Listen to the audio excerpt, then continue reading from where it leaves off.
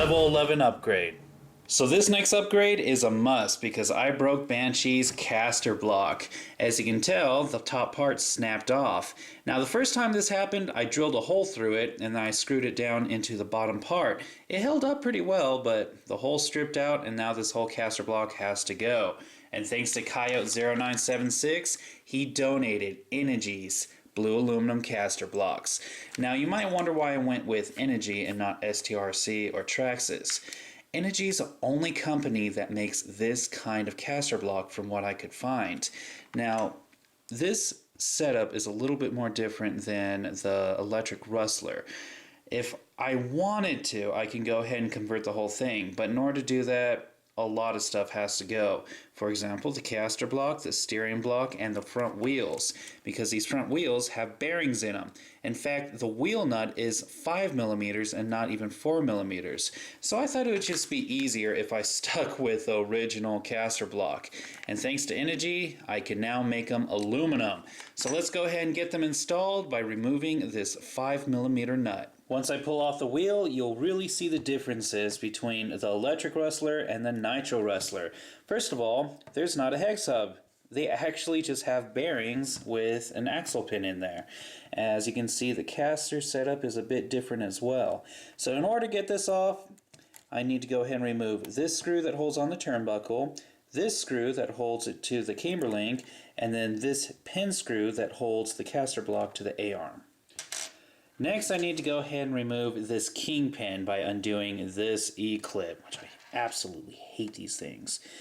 But yeah, this is when I use my little fine tip tweezers because they're perfect for removing these things. Now I need to go ahead and push this pin out and pull it out through the bottom. Alright, with that pin out of the way, I can finally remove the steering block. One more little difference between the electric and Nitro Rustler. You'll see that the axle pin is held in with that center kingpin that holds it to the Castor block. Interesting, isn't it? So now it's time to go ahead and cut these open.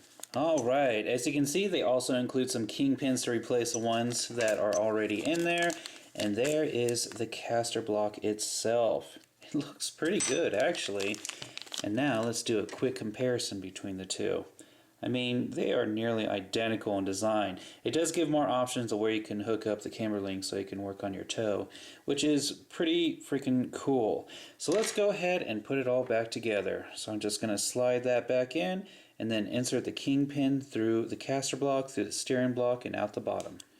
And the top E-clip has been installed. I was going to use the ones that Integy included with the Castor blocks, but as you can see, they're really small and they look rather weak compared to the ones that were on the stock Traxxas ones. So I went ahead and used the Traxxas E-clips instead of these ones. Now, it's time to go ahead and attach it to the A-arm. So I'm going to slide it into place, put that pin back in, and reattach the screw that holds on the camber link as well as the turnbuckle. Alright, so the Castor block is installed. Now for this top screw, since it wasn't going into plastic anymore, I went ahead and got a longer stainless steel screw, made it go through the Castor block, and I put a 3 millimeter nut on the other end.